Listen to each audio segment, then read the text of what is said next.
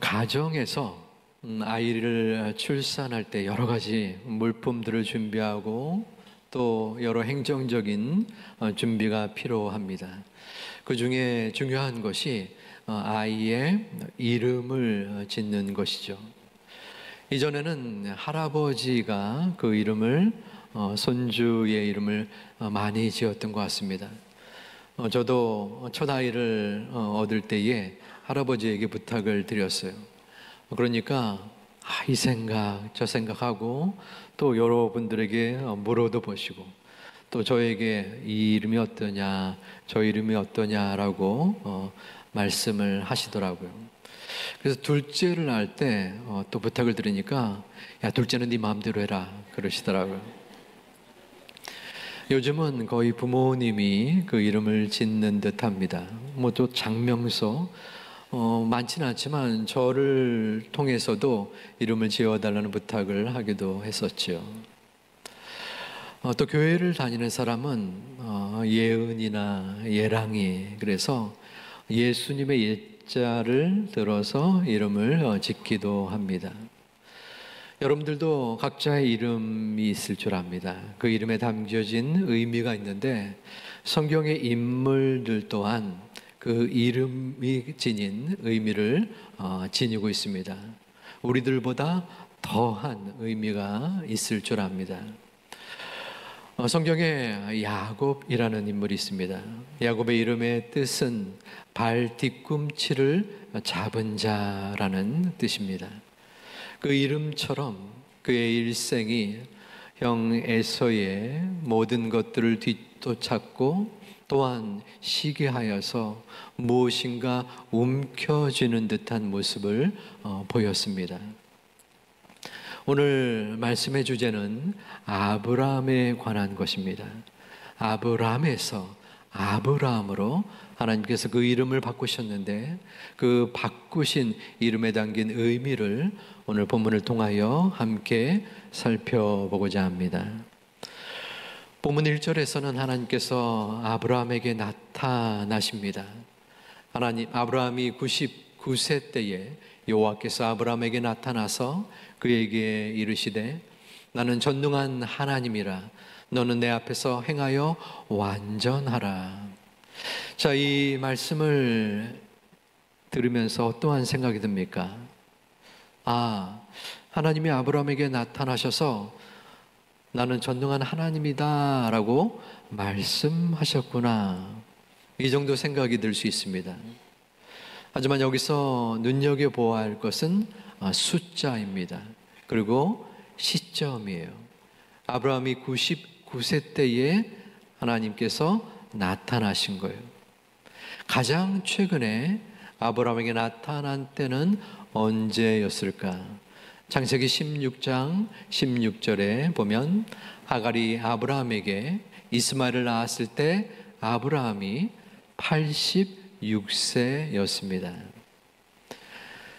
86세가 되었던 때에 이스마엘을 낳았고 하나님이 나타나셨는데 그로부터 13년이 지난 99세에 나타나신 거예요. 그 간격이 꽤 깁니다. 만약 여러분 같으면 아브라함의 상황 속에서 어떻게 하나님께 마음을 표현했을까요? 하나님, 감사합니다. 그동안 왜 그렇게 안 나타나셨어요? 하지만 13년 만에 너무나 오랜만에 나타나신 하나님, 무한한 영광을 돌리고 너무너무 감사합니다. 이 정도의 마음을 표할 수 있을 듯합니다. 하지만 저는 속이 좁아서 그런지 불평할 것 같아요. 하나님, 이게 도대체 어떻게 된 일입니까? 제가 너무나 힘겹고 하나님을 구했는데 13년이라뇨. 도저히 말도 안 되는 지금의 모습을 왜 하나님 우리에게 주십니까? 저에게 허락하십니까? 이러한 표현을 저는 했을 듯 합니다.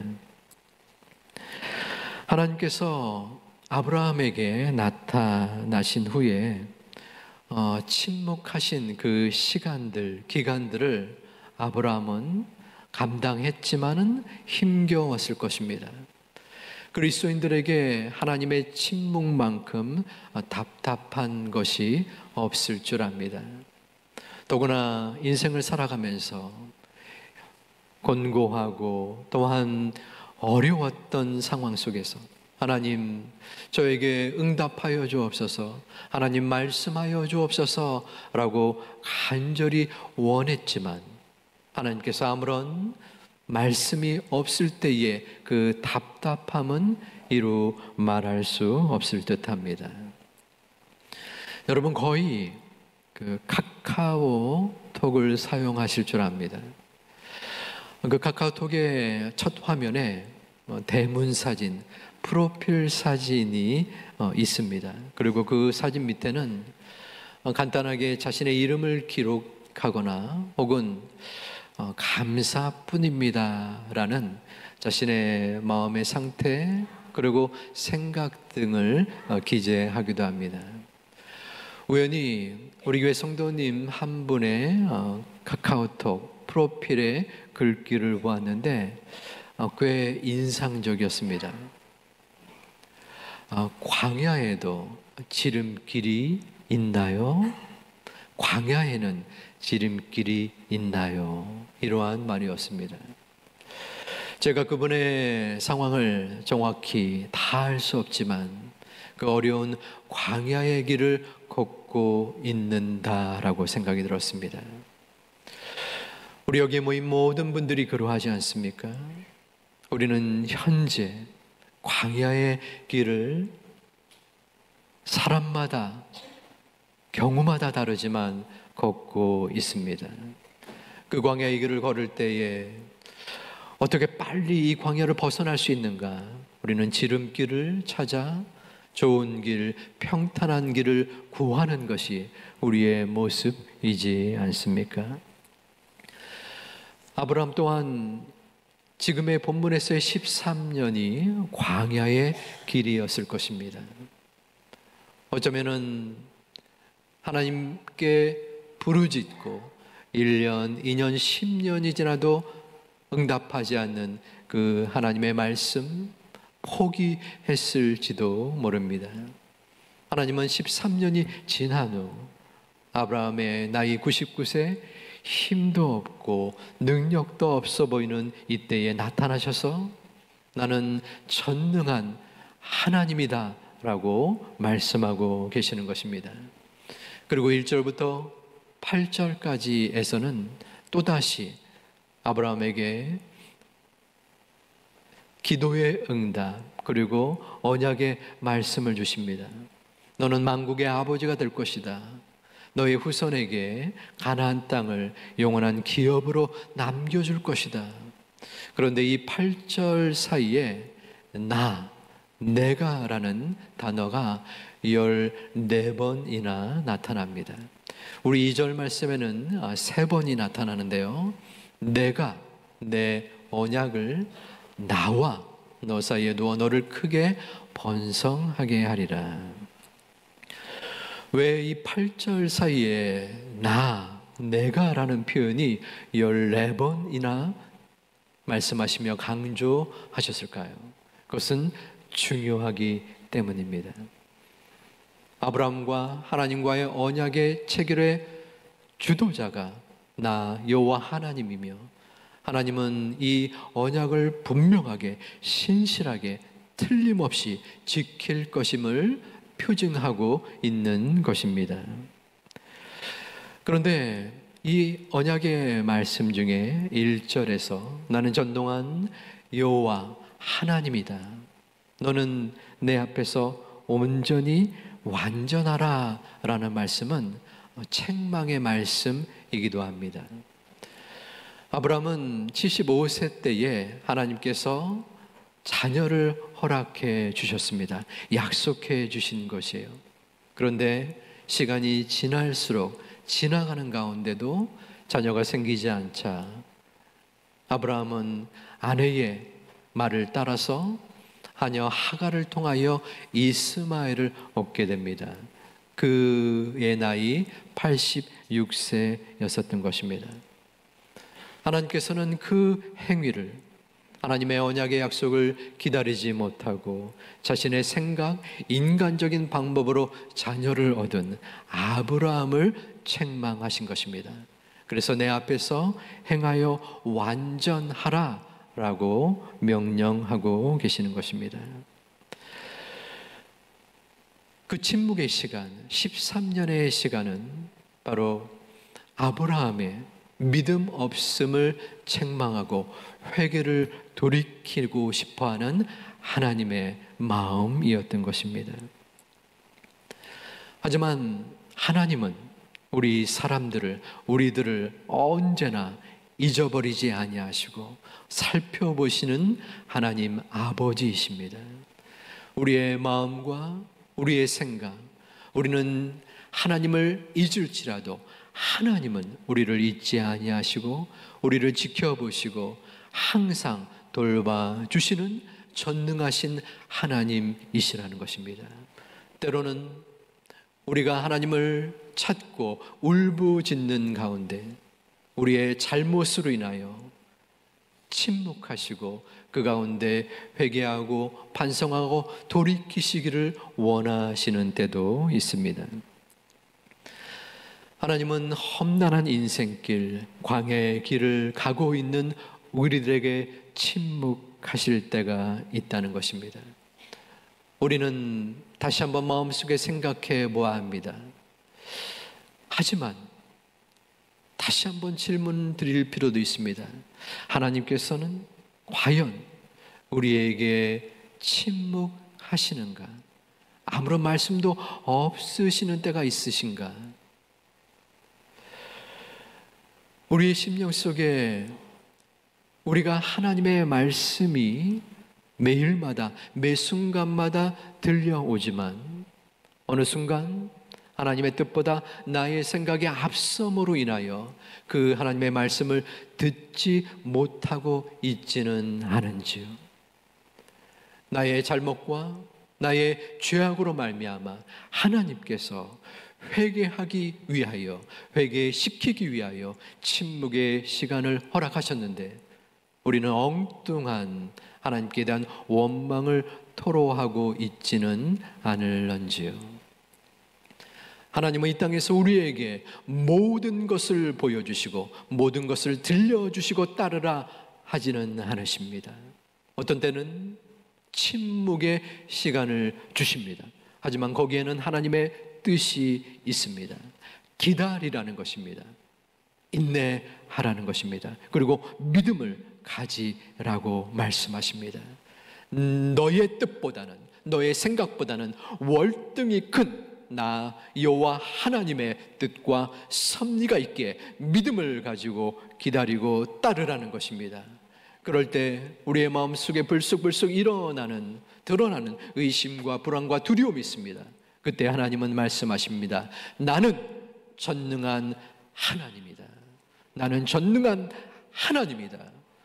만세전부터 우리를 택하시고 우리가 알지 못하는 그 지난날의 순간순간마다 우리와 함께 하시고 지금도 살아계셔서 우리를 이끄시고 역사하시고 움직이시는 그 하나님을 바라보고 믿는 우리 모두가 되시기를 주님의 이름으로 축원드립니다. 하나님은 아브라함에서 아브라함으로 그 이름을 바꿔 주셨습니다. 우리 본문 5절 말씀 함께 봉독하겠습니다. 이제 후로는 내 이름을 아브라함이라 하리니 이는 내가 너를 여러 민족의 아버지가 되게 하려 함이니라. 아멘. 아브라함의 이름의 뜻은 높으신 아버지라는 뜻입니다. 이 땅에서 높임을 받으라. 아브라함은 성공과 성취의 이름입니다. 아브라함은 75세에 하나님의 그 자손에 대한 약속을 받았습니다.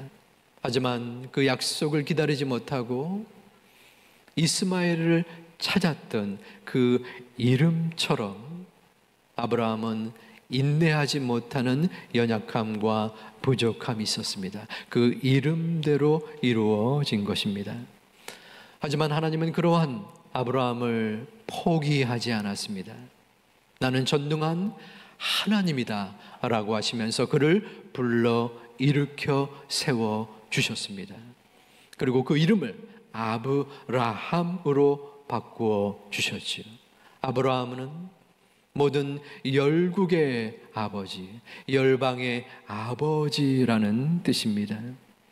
성공과 출세의 아버지가 열방의 아버지가 되었다, 그렇게 살아가라고 말씀하고 계시는 것입니다. 아브라함에서 아브라함으로 이름이 바뀌어진 그는 이제 자신이 가야 할 길을 알게 되었습니다. 하나님의 부르심 속에 내 자신의 사명을 깨달았습니다.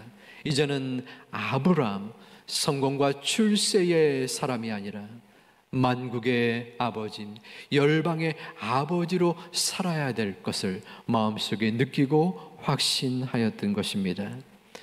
그 모습은 히브리서 11장 9절에 나타나 있습니다. 믿음으로 그가 이방의 땅에 있는 것 같이 약속의 땅에 거류하여 동일한 약속을 유업으로 함께 받은 이삭 및 야곱과 더불어 장막에 거하였으니. 지금 본문에 나오는 약속의 땅은 어디입니까? 거기는 가나안 땅입니다. 하나님이 약속하신 땅, 언약의 땅, 축복의 땅입니다. 그런데 이 아브라함이 믿음으로 이방 땅에 있는 것 같이 생각한 것입니다. 그리고 이삭 및 야곱과 더불어 장막에 거주하였습니다. 장막은 일시적인 장소입니다. 불안정한 거처예요. 더위와 추위에 취약한 곳이기도 합니다. 왜? 아브라함이 보장되고 평안한 가나안 땅을 멀리하고 이방 땅에 거하는 것처럼 장막에 있었을까요? 그 이유는 본문 10절에 나타납니다. 우리 함께 봉독하겠습니다. 이는 그가 하나님이 계획하시고 지으실 터가 있는 성을 바랐음이라. 아멘.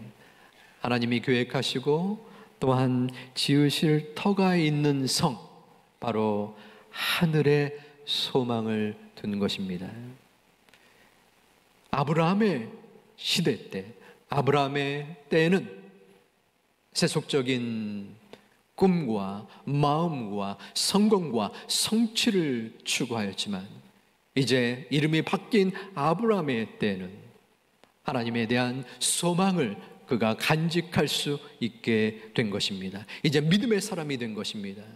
아브라함은 하나님의 약속의 말씀을 인생의 과업으로 여겼습니다.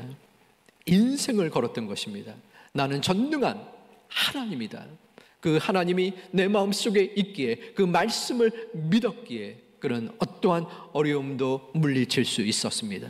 이제는 불안하지 않습니다. 광야의 길이 나에게 계속 주어질지라도, 그 광야길이 나의 모든 것을 빼앗아 간다고 할지라도 그는 두려워하지 않습니다. 하나님의 소망, 하나님의 임재, 하나님의 함께하심, 전능한 하나님이 나를 지켜주신다는 것을 믿을 수 있었기 때문입니다. 아무도 가보지 않은 길입니다. 아브라함도 이전과 달리 새로운 길, 하나님의 보장한 그 길에 대한 두려움과 또한 믿음이 있었을 것입니다. 하지만 그럼에도 불구하고 그는 믿음과 기대로 나아간 것입니다. 이 아브라함의 모습이, 이 아브라함의 마음이 바로 여러분의 심정과 믿음이 되시기를 주님의 이름으로 축원드립니다. 하나님은 우리에게 이름을 바꾸게 하여 주셨습니다. 우리는 이 세상에서의 이름을 가지고 있습니다. 그것은 민망하고 또한 참담한 안타까운 이름입니다. 그 이름은 죄인입니다. 대생적이었고 또 하나님 앞에 불충하고 부끄러운 죄스러운 이름인 것입니다. 하지만 하나님은 우리의 이름을 나의 능력이 아니라 오직 하나님의 은혜로 바꾸어 주셨는데 그것은 성도입니다. 하나님의 거룩한 백성의 이름을 주신 것입니다. 하지만 어떻습니까? 우리는 바뀌어진 이름을 지니고 있지만 정작 우리의 심령, 우리의 믿음은 성도가 아니라 혹시 죄인에 머물러 있지는 않습니까? 하나님은 아브라함에게 나는 전능한 하나님이다 라고 말씀하셨고 책망하셨습니다. 하지만 저는 한편으로는 이 책망의 말씀이 간곡한 호소처럼 들렸습니다. 아브라함아, 지난 13년 동안 내가 아무런 이야기도 또한 함께 하지도 않았다고 생각하느냐? 하지만 나는 언제나 너를 지켜보았고 언제나 너와 함께 있었단다. 내가 나의 주어진 언약의 말씀을 기다리지 못하고 너의 생각대로 인간적인 방법으로 이스마엘을 얻지 않았느냐? 이제는 믿음으로 다시 돌아와 봐야 되지 않겠느냐? 하나님은 아브라함에게 간절한 마음으로 어쩌면 눈물의 심정으로 간곡하게 애타게 나는 전능한 하나님이야, 다시 돌아오지 않으렴, 이렇게 말씀하시는 듯 했습니다. 여러분은 그 하나님의 음성, 하나님의 말씀이 여러분의 중심에 들려지십니까? 나는 전능한 하나님이다. 이 하나님의 말씀, 이 하나님의 말씀이 여러분의 인생을 거시기를 주님의 이름으로 축원합니다. 이 하나님의 말씀에 저는 인생을 걸기를 소망합니다. 이 약속의 말씀에, 하나님의 말씀에 나의 시간을 걸고 노력을 걸고 인생을 걸는 믿음의 사람이 되기를 원합니다. 하나님의 말씀에 인생을 거는 자, 그리고 그 말씀, 그 언약의 말씀을 기다리고 인내하고 믿음으로 나아가는 자, 그 존재가 바로 하나님께서 죄인에서 성도로 이름을 바꿀 때 부끄럽지 아니한 존재가 되는 것인 줄 믿는 여러분 되시기를 주님의 이름으로 축원드립니다. 우리의 정체성이 중요합니다. 여러분 누구입니까? 죄인입니까? 성도입니까? 우리는 성도라고 분명히 말하고 성도로서 살아간다고 이야기하지만 정작 우리의 삶은 죄인처럼 두려워하고 무서워하고 하나님의 약속을 믿지 못하는 연약한 모습은 아닙니까? 그럼에도 불구하고 우리는 다시 한번 하나님의 말씀을 기다리고 듣습니다.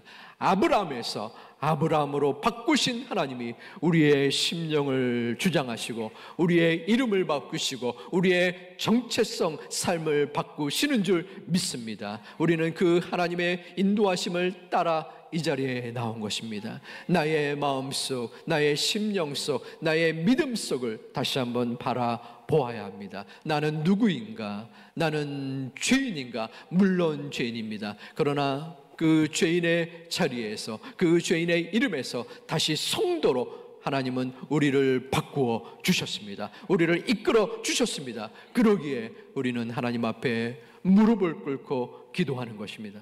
아버지 하나님, 저를 붙잡아 주시옵소서. 죄 많고 죄스러운 저, 하나님의 이름을 영광되어 돌릴 수도 없고 나의 힘으로는 하나님께로 다가설 수 없지만 하나님께서 저희를 성도로 삼아 주셨사오니 그 이름에 걸맞는 우리의 마음과 믿음과 행위가 되게 하여 주시옵소서. 오직 하나님이 책임져 주시사 아브라함 그 모습처럼 우리를 하나님의 품으로 삼아주시고 인도하여 주시옵소서. 기도하고 결심하고 확신하는 하나님의 자녀들 되시기를 주님의 이름으로 축원드립니다.